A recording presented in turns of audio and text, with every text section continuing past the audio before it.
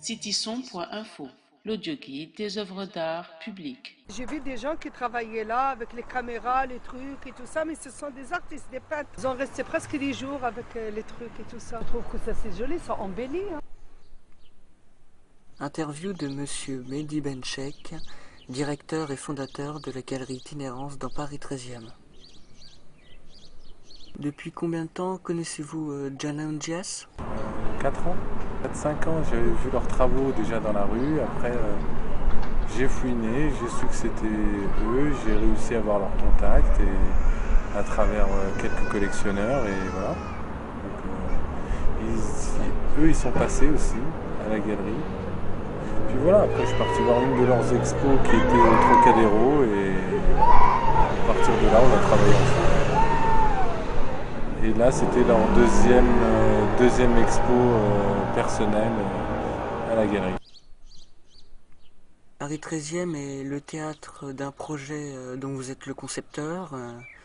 De quel projet s'agit-il? J'essaie de faire intervenir tous mes artistes et d'autres artistes, pas que les miens d'ailleurs, sur des murs dans le 13e, des grands murs que j'essaye d'avoir, que je négocie avec les différents bailleurs de Paris.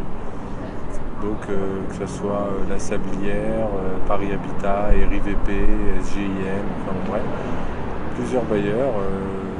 J'ai rencontré tous les directeurs. Et voilà, je leur ai expliqué mon projet. C'était de faire des parcours dans le 13e de street art, parcours de grandes fresques dans le 13e. Donc voilà, pour l'instant c'est juste le début, il y en a 6, voilà. Qu'est-ce qui vous a poussé à choisir ce mur parmi tant d'autres? J'ai vu ce bâtiment, en fait, comment je procède avec les directeurs des différents bailleurs. Ils me donnent toutes les adresses qu'ils ont. Et je parcours tout le 13e en fait en moto. J'avais 70 rue Jeanne d'Arc et le fait qu'il y ait ces deux bâtiments côte à côte et qu'il y avait une surface sur chacun des bâtiments, j'ai tout de suite pensé à Jana et JS et leur perso, donc je leur ai envoyé une photo. Ils sont venus voir après dans leurs propres yeux ces deux bâtiments, ça leur parlait, ils étaient motivés, ils l'ont fait. Donc voilà, ils ont préparé en Autriche le pochoir bien en avance et ils m'ont ramené, ils ont bossé 4 jours et demi, 5 jours. Dans le travail de Jana Ndiaye, on retrouve beaucoup une confrontation entre l'homme et l'architecture. C'est une des bases de leur travail? C'est la base de leur boulot, je vais pas... Ça plaît. Alors il y a toujours un perso, enfin pas toujours. Souvent il y a des persos où c'est lui, où c'est elle, où ça reste toujours des gens très proches. C'est-à-dire il y a sa sœur à elle de temps en temps. Il y a quelques autres personnages, des amis à eux. Ça reste toujours des personnes très proches d'eux. Et puis toujours sur un fond d'architecture. Ils essaient de lier les deux tout simplement. J'ai vu ce travail dès le départ.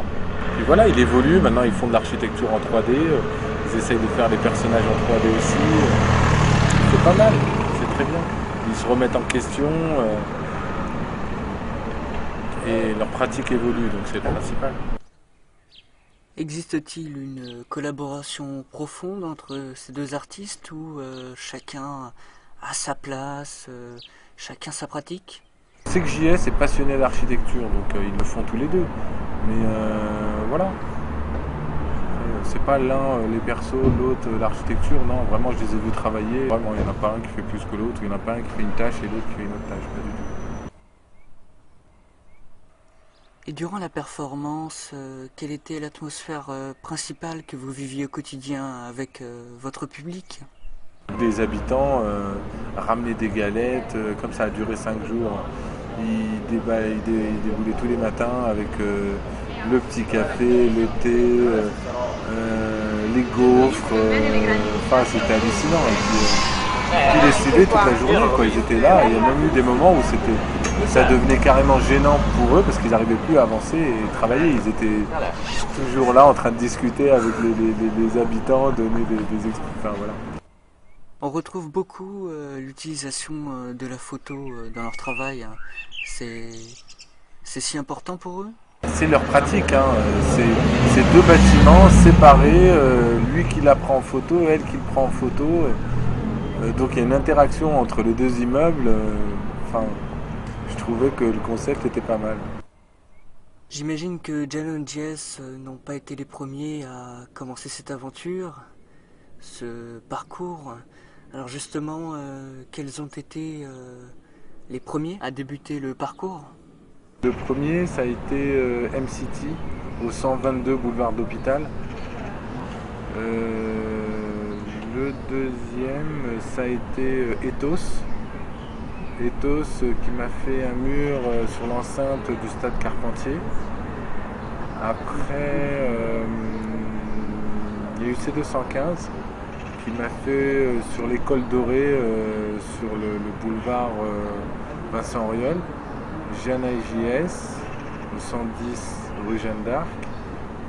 Et si, il y a eu Morten Anderson là, qui vient de me faire un truc vers la place sur une école aussi, vers la place Jeanne d'Arc. Quelle sera alors la suite des événements? Pour l'instant, moi je suis bien parti sur entre 50 et 100 murs, hein, donc moi je le fais tant que j'ai le temps. Et puis ça m'amuse bien, en parallèle de la galerie, ça m'amuse bien. Enfin, c'est pas que ça m'amuse, ça me plaît vraiment. J'adore ce que je fais, donc à partir de là, c'est un vrai plaisir.